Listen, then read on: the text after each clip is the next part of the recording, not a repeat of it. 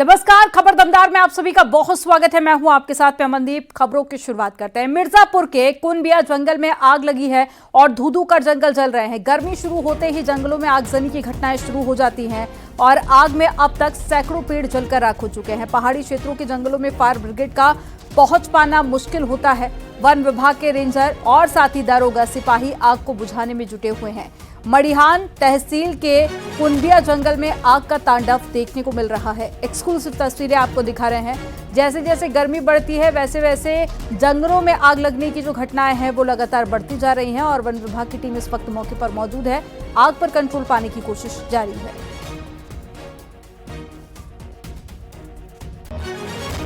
तो अब तक सैकड़ों पेड़ जलकर राख हो चुके हैं। देखिए आप तस्वीरें, दूर दूर तक आपको आग नजर आएगी। और कुनबिया का जंगल है जहां पर भीषण आग लगी हुई है और खास करके उत्तराखंड से इस तरह की तस्वीरें सामने आती हैं, उत्तर प्रदेश से इस तरह की तस्वीरें सामने आती है जहां पर गर्मी में जंगलों में आग लगी है।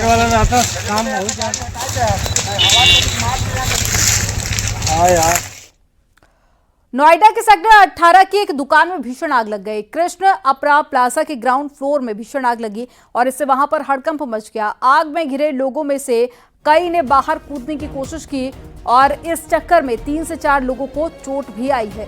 इन्हें इलाज के लिए अस्पताल में भर्ती कराया गया। घटना की जानकारी मिलने पर मौके पर पहुंची पुलिस और दमकल विभाग के स्टाफ ने आग में फंसे लोगों को रेस्क्यू कर बाहर निकाला।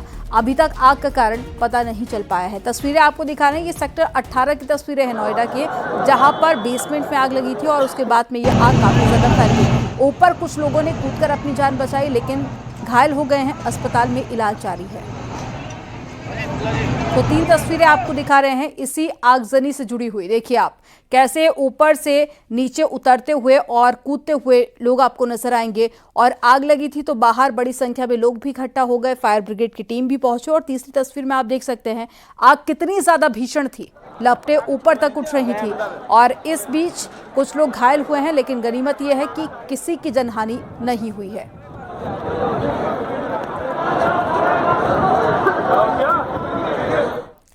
पीलीभीत के थाना बरखेड़ा क्षेत्र में कंस्ट्रक्शन कंपनी के प्लांट में आग लग गई। शॉर्ट सर्किट से आग लगने की बात सामने आई है। आग की चपेट में आने से गैस सिलेंडर फट गए और सूचना मिलते ही दमकल विभाग की टीम मौके पर पहुंची। दमकल कर्मियों ने कई घंटे की मेहनत के बाद में आग पर काबू पाया। इस अग्निकांड में लाखों रुपए का नुकसान भी हो गया है।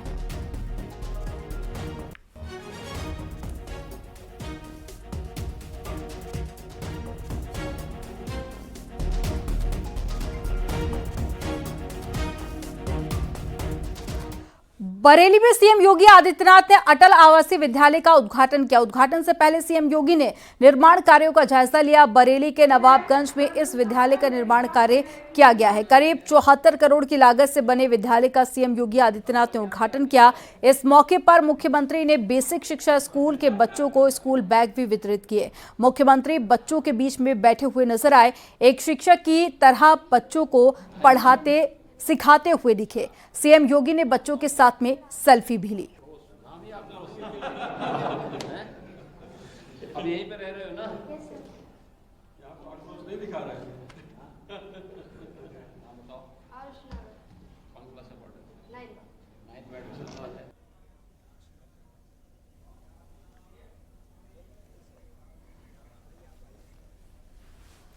बरेली के दौरे पर गए सीएम योगी आदित्यनाथ ने गौ सेवा पर बड़ा ऐलान किया। मुख्यमंत्री योगी आदित्यनाथ ने ऐलान किया कि एक गाय पालने पर 1500 रुपए की सरकारी मदद मिलेगी।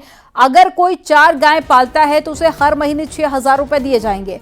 मुख्यमंत्री योगी ने किसानों से अपील की है कि वो गौ सेवा करने का भी लाभ उठाएं, सरकारी अनुदान का लाभ भी उठाएं।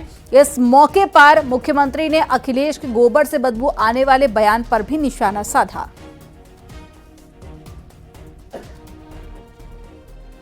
आप ही की धरती के सपूत, आप ही के द्वारा चुने गए आंवला के विधायक ने 7700 से अधिक निराश्रित गौ आश्रय स्थल खड़ा किए और आज वहां पर 14 लाख गौवंश की देखभाल स्वयं राज्य सरकार कर रही है और शेष हमने अन्नदाता किसानों को दिए हैं। आप भी पालिए। एक गौवंश पर 1500 रुपया हम महीना आपको उपलब्ध करवाएंगे।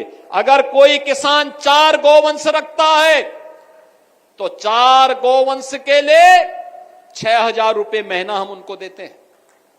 आप याद करिए, आम के आम और गुठली के भी दाम, इसी को कहते हैं।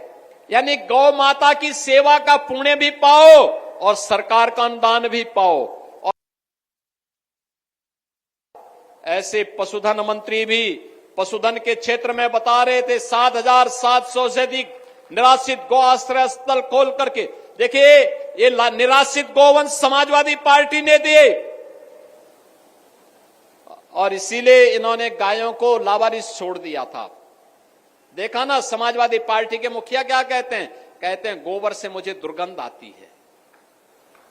ये है इनकी असलियत, यही है।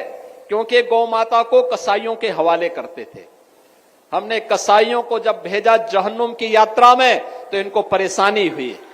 इनकी परेशानी तो वह है।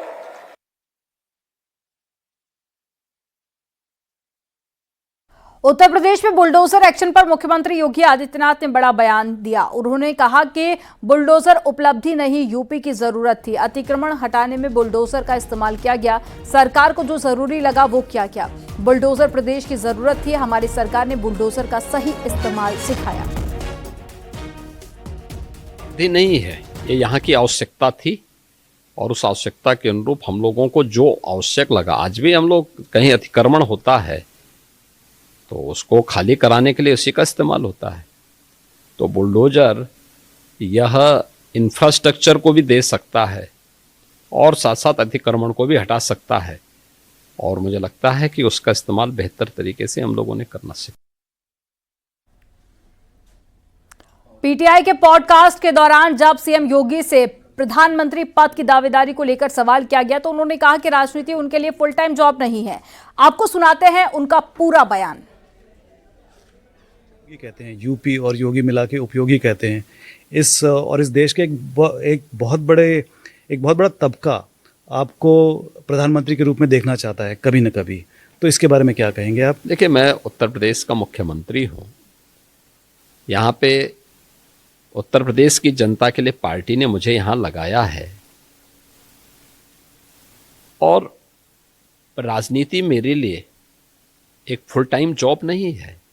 और ठीक है, इस समय हम यहाँ काम कर रहे हैं, लेकिन मैं वास्तव में हूं तो एक योगी। तो ये हम लोग जिस समय तक हैं काम कर रहे हैं। कब तक करेंगे इसी का? है, इसका भी एक समय सीमा होगी। वक्फ संशोधन बिल कल लोकसभा में पेश किया जाएगा। लोकसभा में वक्फ बिल पर 8 घंटे चर्चा होगी और विपक्ष ने वक्फ बिल पर 12 घंटे चर्चा की मांग की है। कल दोपहर 12 बजे पेश वक्फ संशोधन बिल पेश करने की तैयारी की जा रही है। बिजनेस एडवाइजरी कमेटी की बैठक में फैसला लिया गया है। वक्फ अमेंडमेंट बिल कल लोकसभा में पेश किया जा रहा है। आज बीएसी की बैठक हुई और उसमें फैसला किया गया कि इस बिल पर लोकसभा में 8 घंटे तक चर्चा की जाएगी। सरकार ने अपनी मंशा साफ कर दी है कि सरकार इसी सत्र में इस बिल को लोकसभा और राज्यसभा में पास कराएगी। दूसरी तरफ बीएसी की बैठक में विपक्षी सांसदों ने वॉकआउट किया और कहा इस बिल पे जो चर्चा कराई जा रही है उसका समय बहुत कम है। विपक्ष के तरफ से ये कहा गया कि कम से कम इस बिल में 12 घंटे तक चर्चा की जानी चाहिए, क्योंकि विपक्ष का मानना है कि इस बिल पर विपक्ष ज्यादा से ज्यादा बोलना चाहती है। आपको बता दें कि सत्ता पक्ष और सरकार साफ तौर से ये चाहती है कि इस बिल को जल्द से जल्द पास करा लिया जाए। इसको लेकर कंसल्टेशन या यूं कहें जिस तरीके से जेपीसी में इस बिल को भेजा गया था उसके सारे रिकमेंडेशन को इस बिल में शामिल किया गया है। अब देखना होगा कि विपक्ष के तेवर कितने कड़े होते हैं जब इस बिल पर चर्चा होती है। कैमरामैन सोनू मंडल के साथ अनूप गुप्ता, न्यूज 18 नेटवर्क, दिल्ली। वक्फ बिल पर बीजेपी ने अपने राज्यसभा सांसदों को व्हिप जारी कर दिया है और 3 अप्रैल को सभी सांसदों को सदन में रहने के लिए निर्देश दिए गए हैं। यानी कि 3 अप्रैल को राज्यसभा में वक्फ बिल सरकार ला सकती है।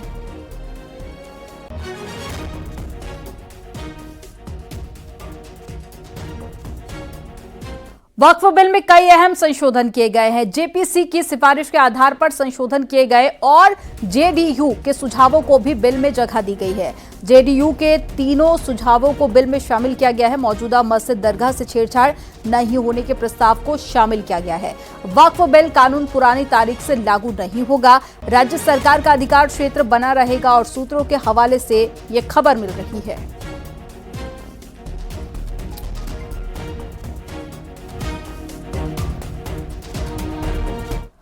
वक्फ पर सियासी घमासान जारी है। मुख्यमंत्री योगी आदित्यनाथ ने वक्फ बिल को लेकर कहा कि सरकारी संपत्ति पर कब्जा करने का माध्यम बन गया था वक्फ, इसलिए बदलाव जरूरी है। साथ ही उन्होंने पूछा कि क्या वक्फ ने मुसलमानों के लिए कोई कल्याणकारी काम किया है। हर अच्छे कार्य का विरोध होता है, वैसे ही वक्फ संशोधन विधेयक पर भी ये हो हल्ला हो रहा है। लेकिन मैं कहता हूं जो हो हल्ला कर रहे हैं इनसे पूछना चाहता हूं कि इन्होंने कोई ऐसा काम वक्फ बोर्ड के माध्यम से किया हो जो वेलफेयर का हो।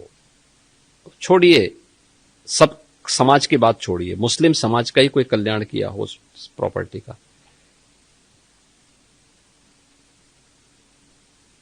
ये व्यक्तिगत स्वार्थ का ये अड्डे बने हुए हैं। चंद लोगों के लिए लूट खसोट के अड्डे बने हुए हैं।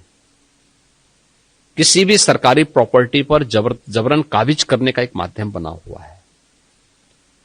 और रिफॉर्म इस समय की मांग है। हर रिफॉर्म का विरोध होता है, लेकिन देश काल और परिस्थिति के अनुसार हमें उस प्रकार के रिफॉर्म के लिए तैयार होना चाहिए। वक्फ संशोधन बिल पर बीजेपी नेता मोहसिन रजा का बयान आया। मोहसिन रजा ने कहा कि कल का दिन वक्फ मुस्लिम कल्याण दिवस के नाम से जाना जाएगा। अभी तक वक्फ बोर्ड से किसी गरीब मुसलमान का कल्याण नहीं हुआ है। मोदी सरकार जो कदम उठाने जा रही है, इससे दबे कुचले मुसलमानों के लिए तरक्की का मार्ग खुलेगा। वक्फ मुस्लिम कल्याण दिवस के नाम से ये दिन जाना जाएगा, क्योंकि आज तक कभी भी वक्फ से दबे कुचले पिछड़े मुसलमानों का कोई वेलफेयर, कोई कल्याण नहीं हुआ। आदरणीय मोदी सरकार इस अमेंडमेंट के जरिए करोड़ों करोड़ मुसलमानों के उत्थान के लिए, उनके वेलफेयर के लिए ये जो काम करने जा रही है, इसके लिए हम देश के तमाम मुसलमानों की तरफ से दबे कुचले पिछड़े के ये बिल उनके कल्याण का बिल होगा।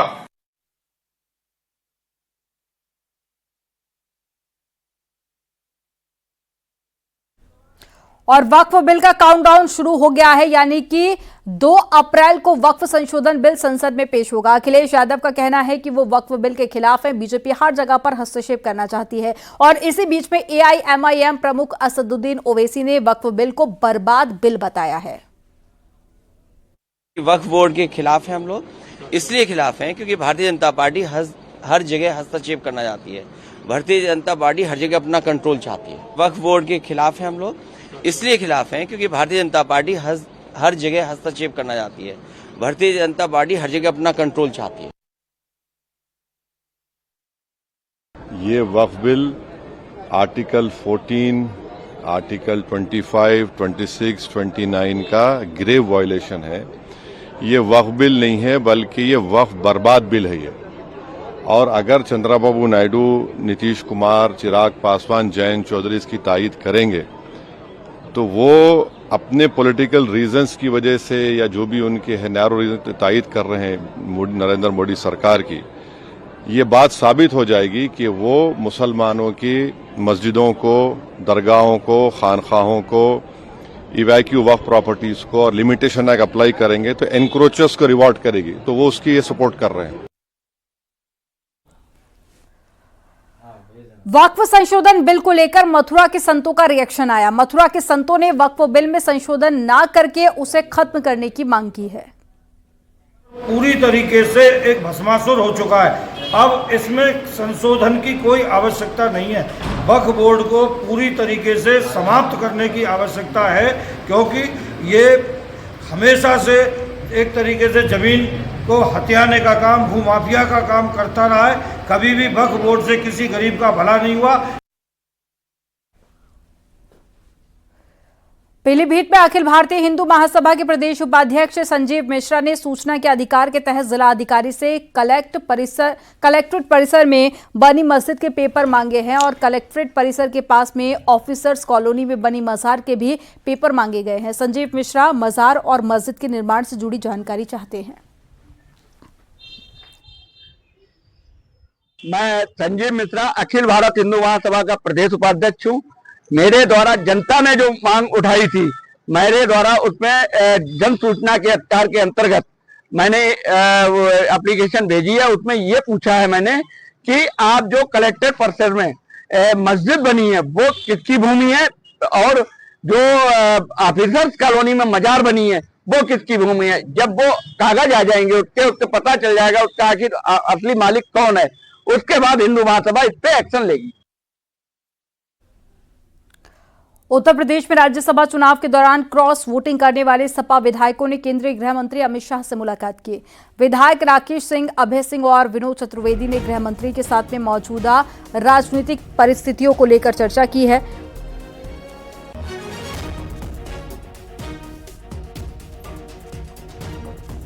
उनसे चर्चा करने के लिए गया था कि जो महाराणा सांगा पे सदन में आपत्तिजनक बयान दिया गया है वो उचित नहीं है और मैंने ये बात उनके सामने रखी। और कोई भी महापुरुष देश का धरोहर होता है और किसी भी राजनेता को, राजनीतिक व्यक्ति को, समाजसेवी को भी इस पे कोई टिप्पणी करने का अधिकार नहीं है। इस पे भी मेरी उनसे चर्चा हुई है और कई विषयों पर चर्चा हुई है जो व्यक्तिगत है, उसको चर्चा करना कोई ठीक नहीं होता। सपा के बागी नेताओं की गृह मंत्री शाह के साथ में मुलाकात के बाद में अखिलेश यादव ने पोस्ट किया। अखिलेश यादव ने एक्स पर लिखा, जो अपने दर से दगा करता है वो दर दर भटकता है।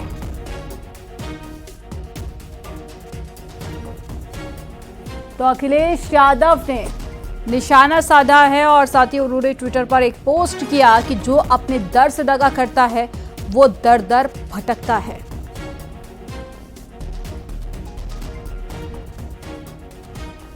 रामजीलाल सुमन के घर पहुंचे आज पूर्व नेता प्रतिपक्ष राम गोविंद चौधरी ने करनी सेना को लेकर विवादित बयान दिया और साथ ही राम गोविंद चौधरी ने कहा है कि बीजेपी सरकार जाने के बाद में करनी सेना मरनी सेना में बदल जाएगी। करनी सेना आरएसएस की या भाजपा की एक शाखा है, जैसे बजरंग दल है, तो ये राष्ट्रीय स्वयंसेवक संघ है, विश्व हिंदू परिषद है, हिंदू महासभा है और क्या क्या है, उसी के तौर पर करनी सेना इन्होंने बनाया है। लेकिन अगर उत्तर प्रदेश से जोगी जी की सरकार चली गई तो करनी सेना मरनी सेना हो जाएगी। अखिलेश यादव के साथ में सपा सांसदों ने रामजीलाल सुमन के समर्थन में तख्तियां लेकर प्रदर्शन किया। मकर द्वार पर सपा सांसदों ने तख्तियां लेकर प्रोटेस्ट किया।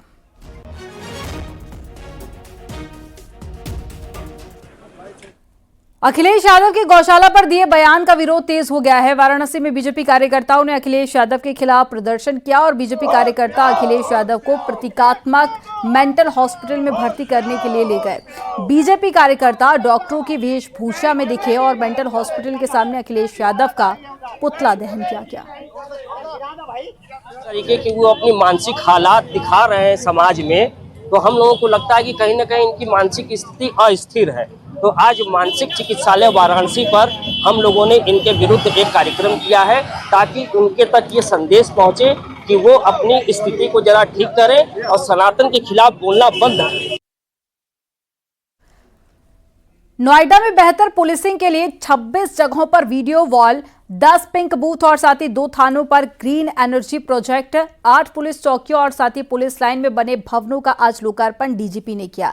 डीजीपी प्रशांत कुमार ने बताया कि उत्तर प्रदेश में कानून व्यवस्था में काफी सुधार हुआ है। महाकुंभ के दौरान पुलिसकर्मियों ने निस्वार्थ भाव से काम किया। उन्होंने कहा कि यूपी 112 की सेवा को पहले से ज्यादा तेज और प्रभावी बनाया गया है। नोएडा में भाषाओं की बाधा को दूर करने के लिए एक विशेष एप्लीकेशन लॉन्च की गई है, जिससे अलग अलग भाषाओं में संवाद करना आसान होगा। और इससे भी अधिक में वीडियो वॉल तथा 23 जगहों पे पिंक बूथ जो विभिन्न सामाजिक संगठनों के द्वारा बनाए गए हैं, जिसमें याकोहामा कंपनी का मुख्य योगदान है, उसका आज उद्घाटन किया गया है। इससे कम्युनिटी पुलिसिंग के मामले में बहुत ही मदद मिलेगी। अच्छी सर्विसेज रियल टाइम बेसिस पे घटनाओं को या कैमरों के मॉनिटरिंग से अच्छी सेवाएं यहाँ की जनता को पुलिस दे पाएगी। खबर ललितपुर से है। पुलिस ने हत्या के आरोपी को गिरफ्तार कर लिया है। आरोपी ने शराब के नशे में अपने सगे भाई की हत्या कर दी थी। पत्थर से पीट कर मौत की घाट उतारा गया था। मामला जखूरा थाना कस्बे का है। आरोपी की गिरफ्तारी के लिए 3 टीमें बनाई गई हैं। कस्बा नदी मोहल्ला में 2 सगे भाइयों रतन लोधी और पूरन राजपूत के बीच में जो है शराब के नशे में मारपीट की घटना हुई थी, जिसमें पूरन लोधी जो बड़ा भाई है, इसके द्वारा अपने छोटे भाई को पत्थर मार दिया गया था, जिससे उसकी मौके पर ही मौत हो गई थी। इस संबंध में थाना जखौरा पर सुसंगत धाराओं में अभियोग पंजीकृत किया गया था। मामले की संवेदनशीलता को देखते हुए पुलिस अधीक्षक महोदय के द्वारा अभियुक्त की गिरफ्तारी के लिए 3 टीमों का गठन किया गया था। खबर प्रतापगढ़ से है। वकील पर चाकू से हमला हुआ है और मामला श्रीराम चौराहे का है। वकील अपने साथी के साथ में तहसील जा रहा था, तभी चलती बाइक से वकील सुभाष चंद्र गुप्ता का चाकू से गला रेत दिया गया। आनन फानन में वकील को अस्पताल ले जाया गया, जहां से उसे गंभीर हालत में प्रयागराज भेजा गया। वहीं हमला कर भाग रहे आरोपी को लोगों ने दबोच लिया और जमकर पिटाई कर दी। सूचना पर पहुंची पुलिस ने आरोपी को हिरासत में लिया। आरोपी वकील के गाँव का ही रहने वाला है। जी ये बिराहिमपुर अंतु के रहने वाले हैं। ये अपने ही गांव के एक व्यक्ति को मोटरसाइकिल पे पीछे बैठा के तहसील की तरफ अभी जा रहे थे और ये जानकारी में आया है कि उसी व्यक्ति ने पीछे से चाकू से उनके गले पे वार कर दिया और उनको तुरंत जो है जिला अस्पताल ले आया गया है, जहां पे उनका फर्स्ट एड करके SRN के लिए रेफर किया गया है। उन्नाव के मोतीनगर के रहने वाले सुभाष मिश्रा का आरोप है कि उनकी पत्नी का अफेयर है और अवैध संबंधों का विरोध करने पर पत्नी उन्हें और बच्चों को पीटती है और जान से मारकर ड्रम में भरने की धमकी देती है। पीड़ित ने कल देर रात को सोशल मीडिया पर एक वीडियो भी वायरल किया था, जिसमें उनकी पत्नी उन्हें धमकियां देती हुई नजर आ रही थी। पीड़ित ने पुलिस से शिकायत कर दी है। अयासी कर लो, करो अयासी, खूब अयासी करो। 4 दिन तो भाग के गई हो, 4 दिन से। हाँ मार मार मार मार। देखो ये देखो ये देखो ये देखो ये देखो जूता मार रहे। ये देखो इसके औकात देखो, देखो इसकी जाहिलियत। ये देखो सब लोग 4 दिन से। हाँ मार मार मार मार। देखो ये देखो ये देखो ये देखो ये। चढ़ते हुए आंगन में जाके कहती कि वो ड्रम याद है? तो मैंने कहा कौन सा ड्रम? तो बोली ड्रम वाला भूल गया क्या? तो बोली कलर याद है? मैंने कहा नहीं मुझे नहीं पता। आज लखनऊ में IPL के मुकाबले से पहले film Ajay the untold story of a yogi का एक गाना स्टेडियम में बजाया जाएगा। इस गीत को मशहूर गायक सोनू निगम ने गाया है, जो एक मोटिवेशनल सॉन्ग है और खिलाड़ियों में उत्साह भरता नजर आएगा। मुख्यमंत्री योगी आदित्यनाथ के जीवन पर आधारित film Ajay the untold story of a yogi जल्द ही सिनेमाघरों में रिलीज होगी और फिल्म में मुख्यमंत्री योगी आदित्यनाथ के जीवन के प्रमुख पहलुओं को दर्शाया गया है और उनके बचपन, संन्यास, नाथपंथी योगी के रूप में उनकी यात्रा और फिर उत्तर प्रदेश के सबसे प्रभावशाली नेताओं में से एक बनने तक के सफर को दिखाया गया है। यह फिल्म शांतनु गुप्ता की पुस्तक the monk who became chief minister से प्रेरित है। इस फिल्म में आप वो देखेंगे जो आज तक किसी ने योगी जी के, आपने आज तक जो भी सुना है, जो भी देखा है, इस फिल्म में कोई भी एक अंश भी उसका नहीं है। जैसे कि आप नाम से ही जानते हैं कि अनटोल्ड मतलब बिना सुनी हुई, देखी हुई, तो इसमें आपको जो भी मिलेगा वो रियलिटी 100% प्योर ट्रू ही मिलेगा, सच्चाई से भरा हुआ मिलेगा और आपको बड़े पर्दे में देखने में बहुत मज़ा आएगा। योगी जी इसको हमने देखा, मैं काफ़ी चाइल्डहुड से आती रही हूँ लखनऊ और मैंने काफ़ी उस दौरान काफ़ी चेंजेस देखा है, काफ़ी कुछ इम्प्रूवमेंट हुआ है और बिल्कुल ही चौंका देने वाला इम्प्रूवमेंट हुआ इतने कम समय में। तो एक तो वो कारण था कि ये वाला सब्जेक्ट हमने चुना, और दूसरा शांतनु जी की किताब ऑलरेडी थी और शांतनु जी से हम दोनों मिले, तो उनकी किताब हमने देखी तो काफ़ी वो उनकी स्टोरी काफ़ी इंस्पिरेशनल थी, और ये सोच के हमने वो वाला सब्जेक्ट चुना है। बिल्कुल। यहाँ वक्त हो गया एक छोटे से ब्रेक का, आप देखते रहिए न्यूज़ 18।